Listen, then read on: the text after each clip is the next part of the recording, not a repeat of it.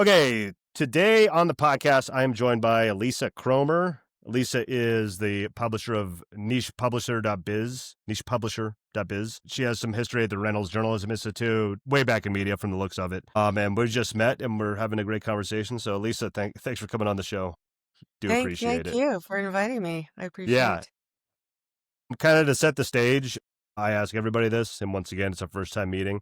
I'd love if you could just kind of tell us about your background and your story in local media, media in general, like kind of what's brought you here now, and back as far as you want to go. I'd love to hear that.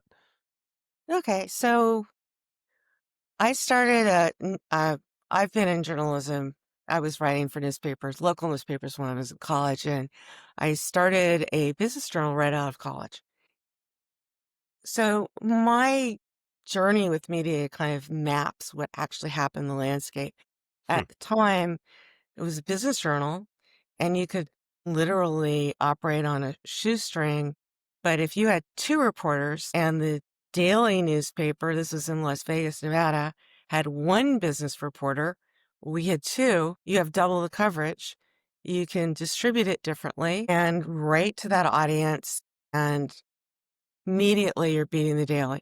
So the alt weeklies did the same thing. And so both of these categories, they grew really fast. I mean, you almost couldn't do anything wrong, and they grew really fast. They consolidated, and then people started selling out to the consolidators. So I sold my company, which was an alt weekly and a business journal in 92, wanted to do some turnarounds. The media is still growing. And I think the peak, if I have to look at my own experience, was 1999-ish, 2000, when we sold a group of alt weeklies. Only three, two were not in major markets, and we sold it for 22 million. Jeez, Three little newspapers. I was Yeah. not I was not expecting you to say that number. I was gonna Yeah. think like three. I don't know. Yeah, Things have changed. yeah. So, and then, as the internet was already here by that point, but I worked another, uh, yeah, I kept working for alt weeklies. And when I stopped in 2010, believe it or not, the media conferences were still having people talking about innovator's dilemma and why you need to separate or perish because of the internet. Now we have a new disruptive technology, and it's equally applicable today. Carl Christensen, who wrote that book about how the smartest people in the room for 20 years can never compete with the startups that are operating on the edge. And talking to a group of 400 newspaper publishers, none of whom believed him for a minute. And so I started Local Media Insider to just go to the conferences, find out more about this disruption, what people are thinking and what they were doing, and report on it. Quite like what you're doing now. And it evolved into Niche Publisher, which is what I'm doing now. When I went to a conference, I wanted to cover these niche publishers for Local Media Insider. And it was really interesting. I felt like I had found my people because they were very entrepreneurial. They were experimenting with different business models. A lot of them are not afraid of technology. And the very, very different from what was going on in local media, where you had regional publishers sort of gobbling up the little tiny publications, and then hyper local developing, which is extremely interesting, and magazines and so forth.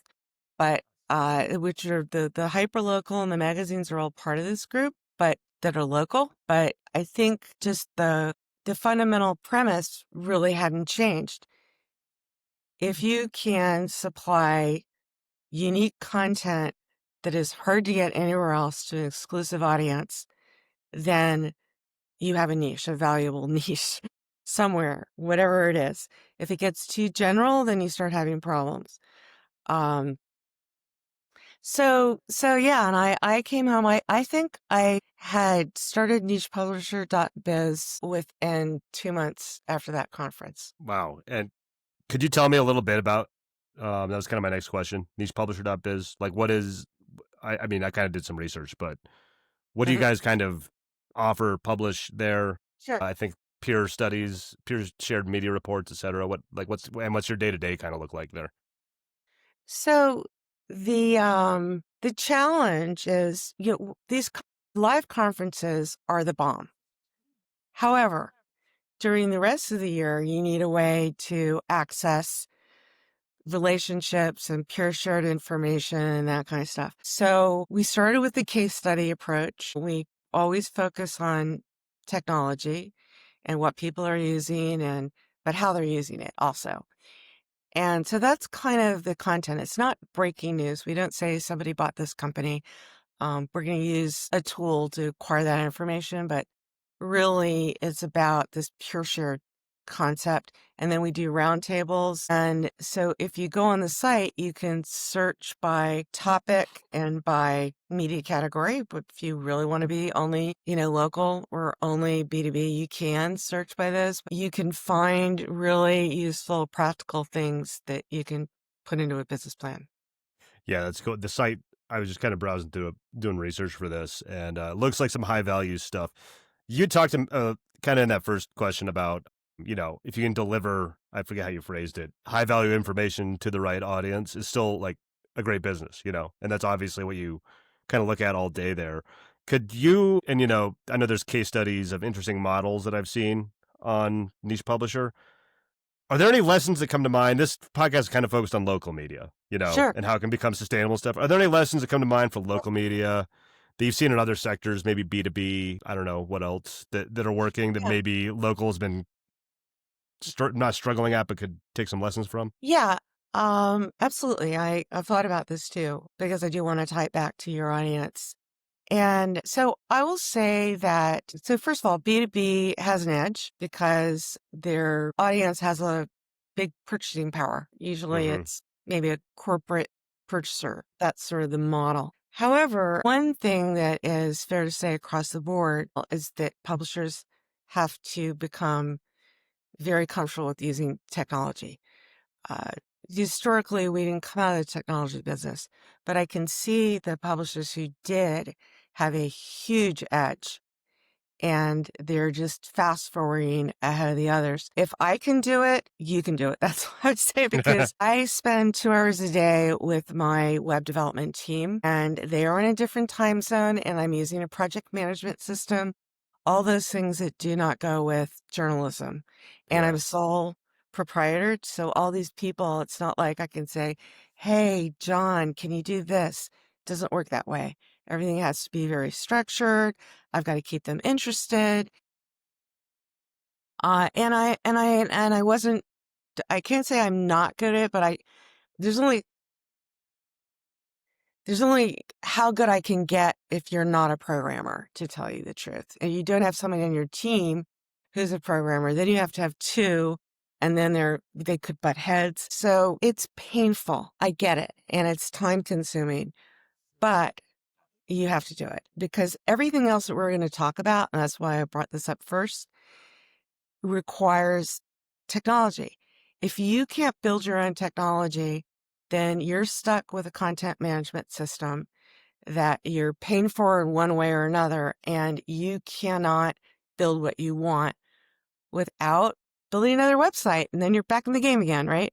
So if you want to build a different type of ad unit, you want e-commerce advertising that goes straight in your newsletter, I don't know any CMS system that allows you to do that. So if you want to do that, you're gonna have to build it. The models that I think are most interesting, and I went back, we did a survey, we researched 18 revenue models. Actually, we researched 140 niche publishers, including hyperlocal, city magazines, B2B, and so on. They weren't as different as you'd think in terms of the revenue models. There's basically 4 models. If the average is 4. So if you're just selling ads against content, and then you have the least, I would say, you're compared to your other local media and niche media company. So, you think ads against content, subscriptions, events, people have gone into events, and content marketing. So, and newsletters. newsletter revenues. So I'm going to start with newsletter revenues because I think that is the most underdeveloped revenue source for local media companies. And so when you think about it, well, we all know that the traffic is diminishing because of AI overviews and direct chat GPT, which is growing all the time. When you look at the advertisers, not only do they want content marketing, but they also want to go directly to your most engaged readers. They are very interested in posting content into your newsletter and, whatever that is. I wouldn't necessarily think of ads on newsletters. You could put them there. They're great. Fine. But I do think that there's different kinds of formats. So I want to bring up two. One is, oddly enough, podnews.net. And I love that that yeah, newsletter. I read it every morning. Quick aside, sorry, I'll let you get back into it. Do you know Guy Tasaka? yes, I do. Yeah, he's a good friend of mine, and he had also. I saw you had a write up on them. He also did a write up on Editor and Publisher, and he was telling me about it. Anyway, sorry, it's a great Yeah, business. I'm a no, I big mean, fan. Yeah. it's the reason it's so interesting to me is that, okay, so everyone focuses on, is it 600,000 in revenues, 800,000 in revenues from this model? But also keep in mind that the founder has background in technology. hmm So everything on that newsletter, except for the key sponsor, like the top 3 sponsors or top sponsor, is all self-entry. And so he puts it on there and he just takes it, sticks it in the newsletter. And then in their classified ads, he calls them hmm classifieds, which I found sort of weird because I'm thinking, I've got a puppy for sale, but that's, podcasting stuff. And so he's got his classifieds, and then so that's one product. He's got 3 products. And then the last one is logos.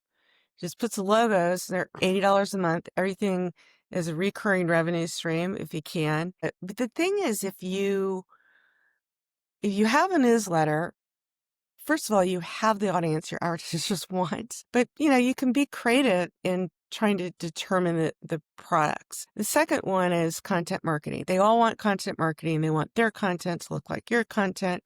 They want to be on your webinars. They want an article that looks like your news. You can separate it out, very easily. And the one thing that I think we should all be thinking about is video. The publishers that are doing the best with the content marketing are posting a lot of video. They're selling their video.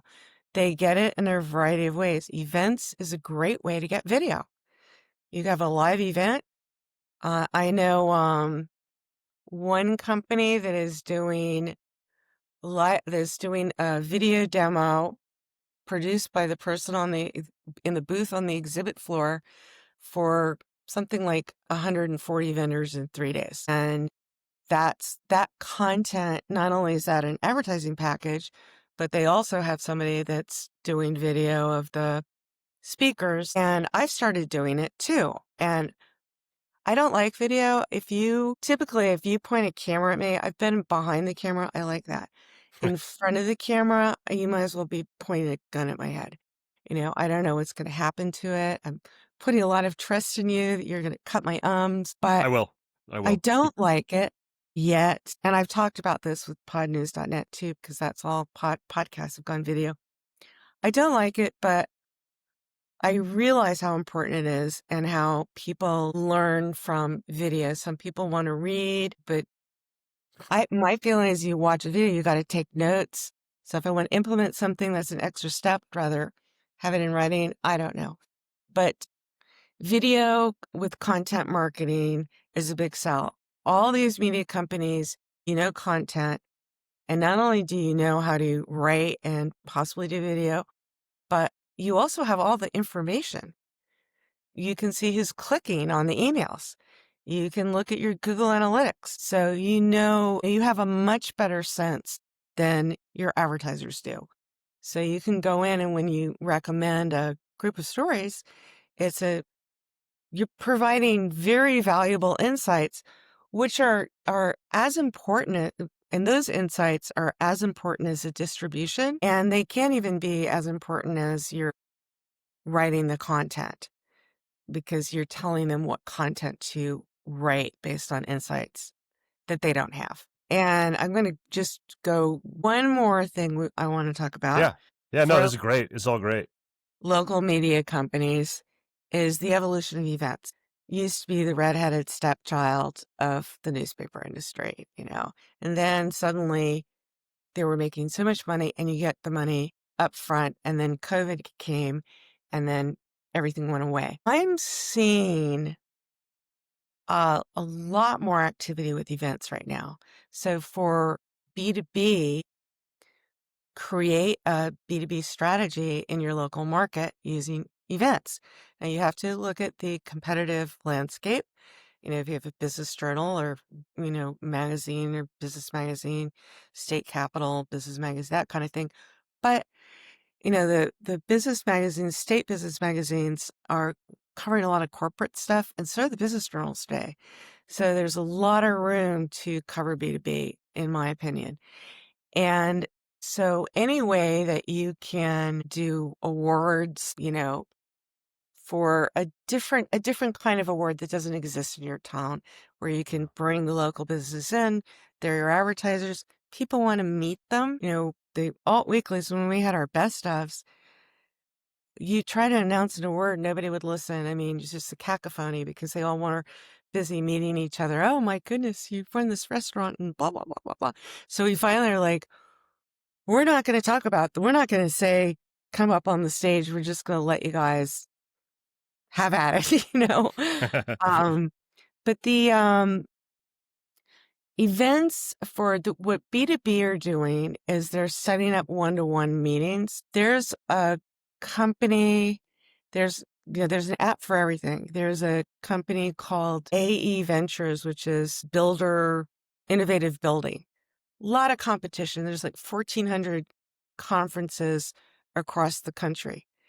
But their niche within events is they use this app to set up 1,600 one-on-one meetings between the vendors and their audience. And they have to pay for everything for the audience to get in. They pay the airfare, the hotel, the meals, and everything. And then, so that's a huge trend. We talked about video at events. The other one is anytime that you can hold a course, that's a big way to get people, a required course. If you're if you're local, maybe not so much, but there's a mortgage brokerage media that has 200 events around the country. They have to do them regionally because these are salespeople. But the one that I wanted to point out in terms of getting creative with your events is from Atlanta Homes and Lifestyles magazine. It's now was purchased in the last year by an employee, and she came to one of our roundtables and she said that the magazine, which publishes 12 times a year, would not be able to do so without their 2 designer show houses per year. So what's a designer show house? Well, it's not at exhibit. She's partnered with a local high-end home builder, and then all of her advertisers then put their products in his home. He pays cost. And then there's 20 designers who pay a participation fee. And then she sells tickets for $40 in addition to the sponsorships, which include advertising. And each of these shows, when I tallied it up, is grossing over $500,000. Jeez. Each one. And the labor, they donate part of the proceeds to a charity, and the charity brings all their people in. So they're staffing these 3 or 4 days when this house is open.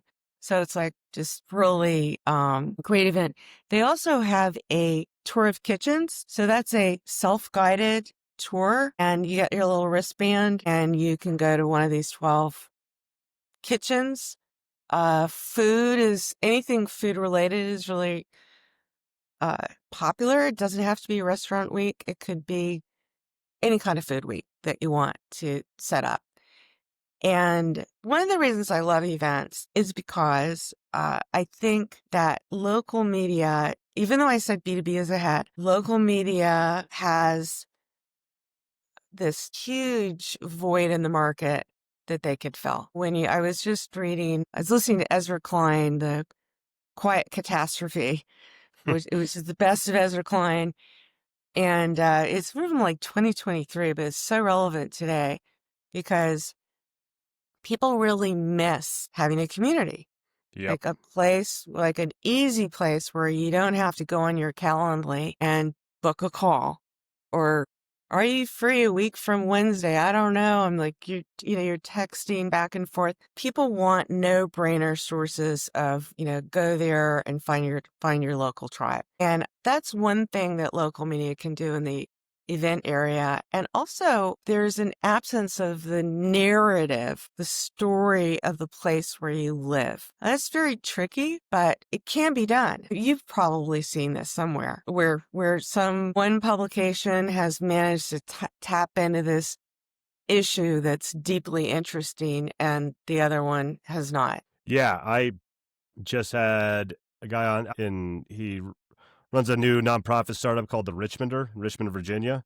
Mm-hmm. And he had previously been working for the larger news publisher in town. I'm blanking on who that is. And basically, he's like, nobody was covering city council meetings.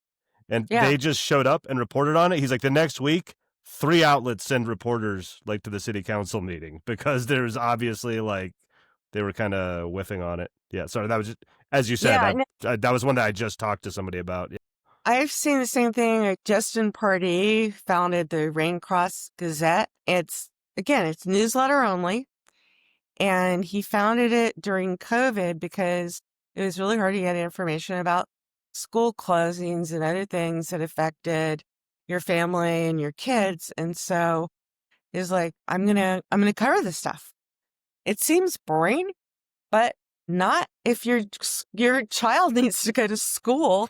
You don't know whether they're open or they're closed. No, it's critical information. And there are these veins of what is really important. And I used to find those little veins by just kind of, just being out and around and listening to what people are actually talking about. It's kind of a water cooler conversation, Are they talking about why are we spending all this money on the stadium? Or, it's not always, it's more and more national politics. I get that that's pop culture now and everybody's talking about it, but it's not always that. People are also talking about what's happening locally. How do the realtors feel about getting their commission checks cut? Where are the battles going on there? There's always something going on that people are passionate about. And the great thing about local is that you can physically connect with them. Like we may never meet. I hope we do, but there's only so much that you can do in a Zoom call to, build a community. And there's all these little communities within your local communities. I'm a member of tennis players. Well, it's amazing. People throw a birthday party or holiday party and you go in there expecting to meet their family and all their friends. They're all tennis players from the same club. They'll have a hard time finding those communities. And if you can empower those communities, talk about the tournaments, it doesn't have to be tennis, God forsake, let's not talk about pickleball, but that's too. So, whatever there is, and some areas are outdoorsy. We have some marathons where you swim, hike, bike, you swim, run, bike, and that's a little community unto itself. So these are all communities. If you support them, they will support you. That's great. Most of the stuff you said definitely echoes a lot of stuff that keeps coming up on this show. Newsletters, big one. Events, huge. That comes up on almost every episode.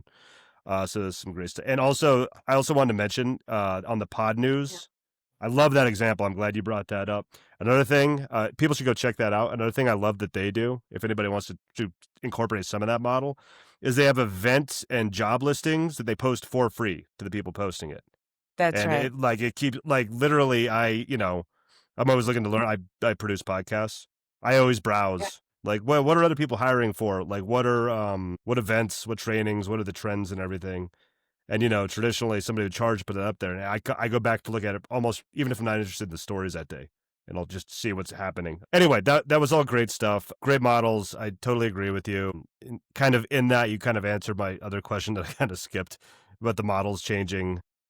Back from the heyday when you were selling those 3 alt weeklies for 22 million. Do you have any other thoughts on that? Just, I mean, it's the story's been told again and again, but I mean, obviously, you kind of just said what Yeah. everything's going Well, towards now. But so my only thing I want to bring up is, so I have been all the way through this cycle of the the rise and fall of, certainly the alt weekly category. mm-hmm, Business journals have been consolidated, now they're events companies mm-hmm.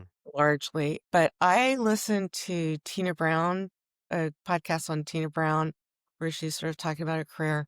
And, she was 36 when she was the editor of Vogue, which was then, Wow. the pinnacle of Yeah, success and a it's like the very successful industry, which has changed. And she said, you know what? I'm really glad I had that in my life because today, and she's had some failed media ventures.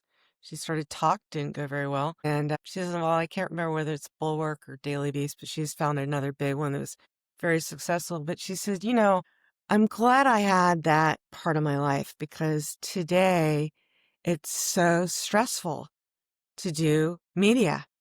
You have all this technology, you have all these channels, anybody can get into it. So you've got tons of competition. You're looking over your shoulder and you never know whether it's going to hit or what's going to hit. And I thought about it and I thought, I think those of us who stay in the industry out of love and passion or whatever it is, don't necessarily give ourselves enough credit for, yeah, it's a very stressful industry. It's not easy to be certainly not a hyper-local media that was founded in a news desert. It's just not an easy thing to do. And then everyone's coming on your podcast and saying, well, you need to do this and you need to do that. No, well, it's like, you're like, okay, there's only 8 hours a day. I'm exhausted. I don't even want to think about it anymore. So the media industry has changed, and I think it requires a new attitude toward, we talked about technology. You have to give yourself the time to invest your resources, your staff resources, and whatever else you need in the technology. So if you're going around selling ads against content frantically and you think if only I do it, 20% faster, I will be able to invest in technology. No, you have to do that. You have to do everything now. I spend 2 hours a day, 2 hours a day on it, on technology, on on thinking technology, about it, learning stuff. Gotcha. not even counting the learning. Just going on my roadmap, reviewing what's been done, making new assignments, seeing what I think, planning for the future, all that stuff. That's great. You've talked twice now about how media companies, local media especially, need to embrace technology, not be afraid of it. Like you said, you spend 2 hours a day on it. So the ultimate technology these days, I think you know what I'm going to talk about, is What and you can wrote a it be? piece, you AI. It comes up on every episode. Shocker. And you wrote a piece a while back, I think on edit. I don't remember. I saw it, Editor and Publisher maybe, where just a quote you wrote was that you called it both partner and predator. And I've seen that echoed on this show. I get most people are like in the middle. Some people really don't like it. Some people are very open to it. But I'd like to just for you to talk a bit about your thoughts on AI in particular. And also, you said you're spending 2 hours a day learning this stuff, or I mean, working with tech. Do you use any tools also in your workflow? Just Oh, anything yeah. AI that comes to mind. Yeah. Yes, we do. So we started having AI exchanges with the publishers, and wow, real eye opener. A lot of people are lurking and listening. However, we have companies just getting on an AI tool, making a commercial at a conference and like just basically, oh, I just made you this video commercial. We've got salespeople on AI that are sending songs about their customer's problem to their customer, That's kind of the fun stuff. I have found two things I wanted to bring up that I think are useful. One is a little company called Lutra AI. And I did a demo. Probably won't be doing that again. It was really tough where I tried to walk somebody literally from posting a bunch of websites in a Google Sheet to creating the first draft of a curated newsletter in a playbook that they could run every day or every week or whatever they wanted. And at the end of the round table, there were 3 publishers. I was like, listen, get on there and just do it while I'm talking. Give me your questions. So I don't advise you doing something similar in your webcast. It's not really that easy, but 3 of them actually did. And it's not that easy to use. There's a little bit of a learning curve because you have to do it kind of piecemeal, one bit at a time. You can't say, I want to do this, and then I want to do this, and I want to do this. Right. And so, but I now use that tool to find audiences. So let's say and you can use a combination. So let's say you want to find, I want pet stores and yoga salons. And remember, these are your audience too. They might be advertisers, or they could just be your audience. Like you got an income group, they got a job, that they're on LinkedIn, whatever. So you can use Chat GPT to find those groups, or you can find the sources from those, and you just take the list, stick it into Lutra, and Lutra will find the marketing director. If you want the marketing director, it will find whatever job title that you want, and it will find a good portion of their emails. So you're all trying to build your newsletters. How do I do it? Do I have to, how do I find emails when search is going down? Do I have to gate my content? Yes, I think you should gate your content. Hard gate, not one. But the thing is that so that's one tool to get more emails. And you can clean it. I use Never Bounce to clean the emails. You can send them a nice little personal note if you want to kind of warm it up a little bit. But you can find it. There's other ways to do it. Wizza with Sales Navigator will get job titles as well. And, for one company had a local fitness magazine. And I was like, look, I went on there and I could find, 10 categories of people interested in fitness on LinkedIn, even LinkedIn. So you can find those things.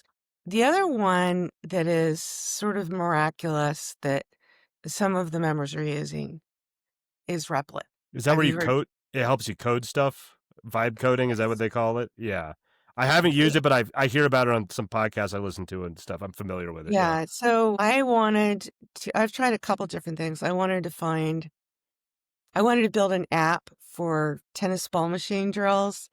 So I got in there and I kind of went crazy. And then I thought, no, don't go off down that rabbit hole anymore. But a lot of the people that are following Niche Media Insider Niche Media Publisher, Niche Publisher are boomers, and they're getting close to their succession strategy. And so I've talked to some business brokers that handle specifically media. You probably know their names. There's only a few. So the big ones are now, they don't want magazines. They want events, by the way. So that's kind of interesting. Your recurring revenue, your events, and your key man in place. So they don't want you to leave and then there being no company, right? So I could leave my company right now. That's one of the reasons I'm developing a lot of software. But I wanted to find who's buying niche media companies, who's buying the hyperlocal, the city magazines, the business journals, the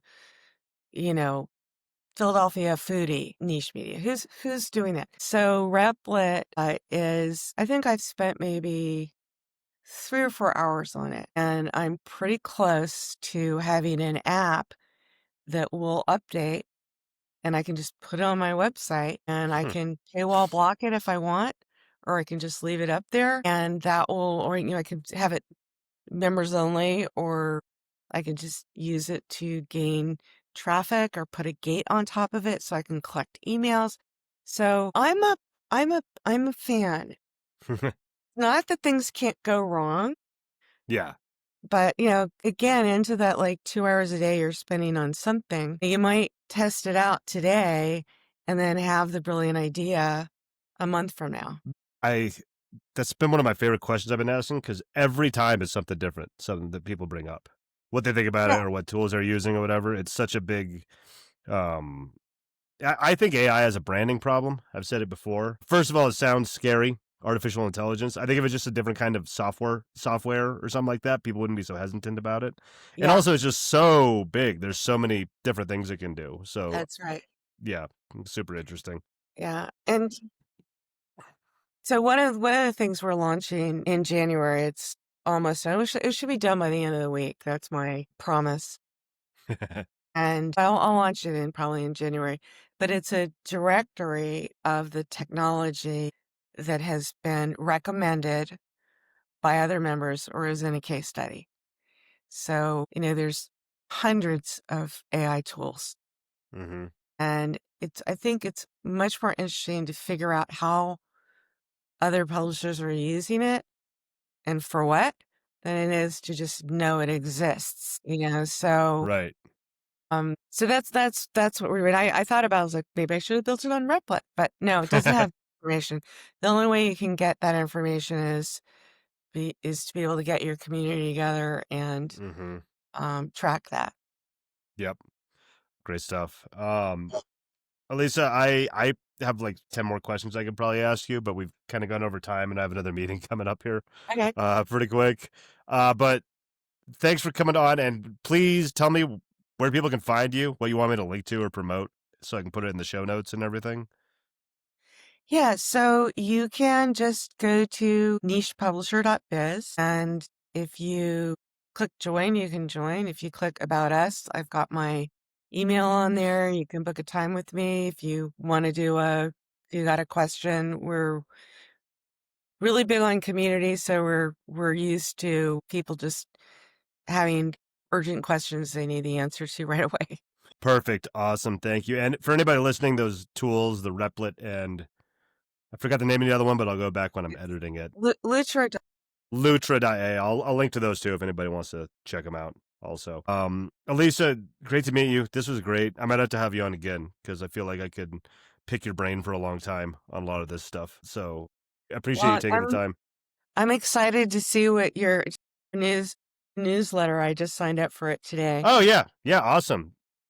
Goes out on Thursday. So Like thanks. to follow. I'd like to have somebody else to follow in the local media space. We Awesome. all get insulated in our people we're used to talking to. Right. Yep. That's one of the reasons I do this podcast. I'm always meeting new people. So cool. Alisa, thank you. Hope you have Okay, a great thank you. day. You If too. you, yep.